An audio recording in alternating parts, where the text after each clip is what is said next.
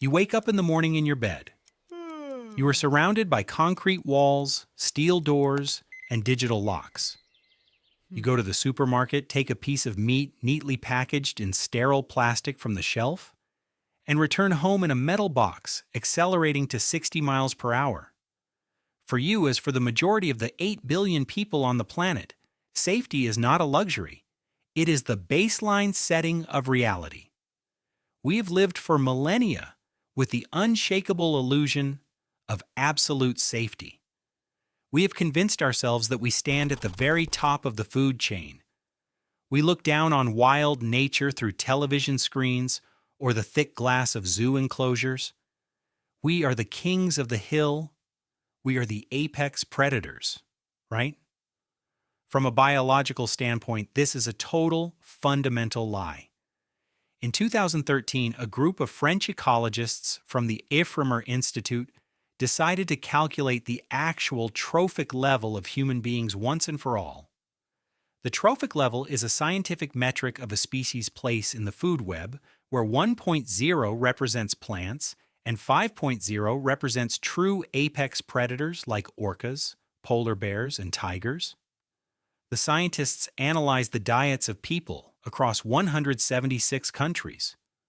The result was humiliating. The human trophic level is exactly 2.21. We are not apex predators. On the scale of the food chain, we sit squarely on the same level as anchovies and domestic pigs.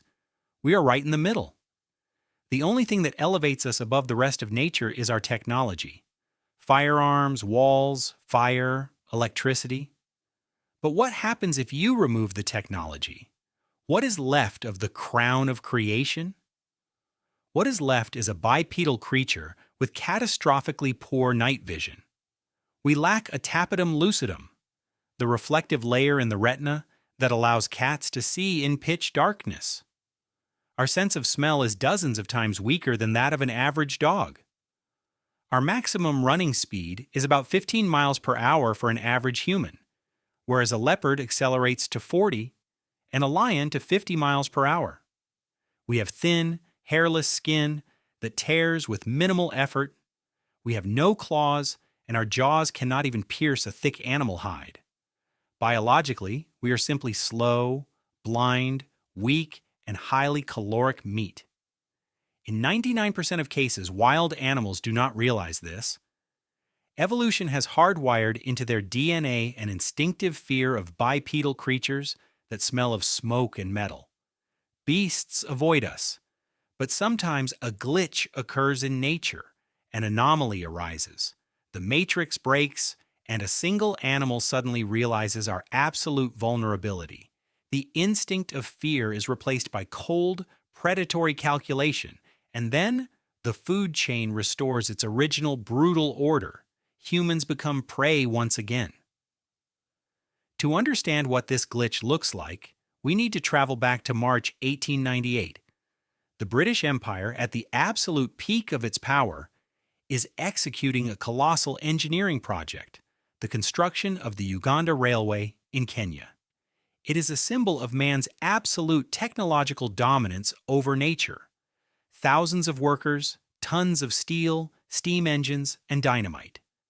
The project was going exactly according to plan until the tracks reached the Tsavo River. In the local Kamba language, the word Tsavo translates to place of slaughter. Very soon, the British understood why. 2 lions emerged from the savannah.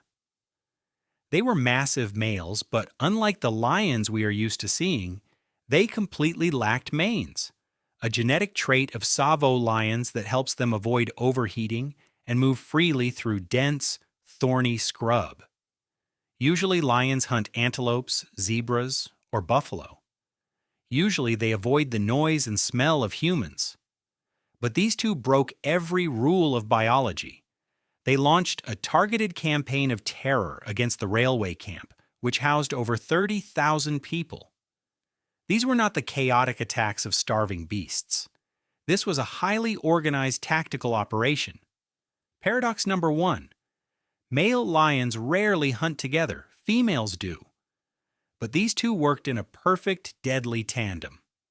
At night, the workers built bomas, giant protective fences made of thick, razor-sharp acacia branches. Bright campfires burned in the center. Sentries with rifles stood along the perimeter. From a human perspective, the camp was an impenetrable fortress. From the perspective of the Tsavo lions, it was just a restaurant with an inconvenient door. They studied the camp. They figured out how to bypass the guards. One lion would crawl on its belly for hours, squeezing through the thorny hedge without making a single sound, while the second distracted the camp by roaring from the opposite side. They ignored the tied-up goats and cattle. They didn't want livestock. Their dietary preference became exclusively human. They crept into tents, grabbed sleeping men by their heads or necks with jaws capable of exerting 650 pounds per square inch of pressure, and simply dragged them out into the dark savanna. The victims' screams were heard by the entire camp, but in the pitch black, no one could help them. The most terrifying aspect of the ghost in the darkness was their adaptability. They learned to avoid Colonel Patterson's traps and ambushes, always striking exactly where he wasn't. Two animals intellectually outplayed the best British hunter and completely halted a multi-million-pound railway project by the most powerful empire on the planet. It took 9 months to finally shoot both man-eaters. They consumed at least 35 people and killed up to 135, eventually killing purely for sport, eliminating bipedal creatures they no longer feared. The food chain was broken. If lions are tanks, leopards are special forces. In 1918, the Spanish flu ravaged India.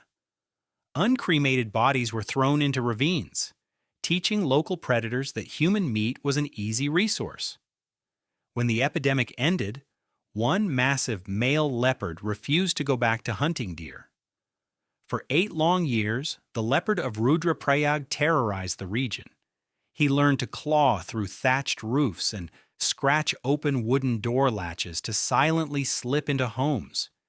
He would enter a hut with a sleeping family, flawlessly select the largest adult male, bite his throat to silence him, and drag the 150-pound body out through a tiny window.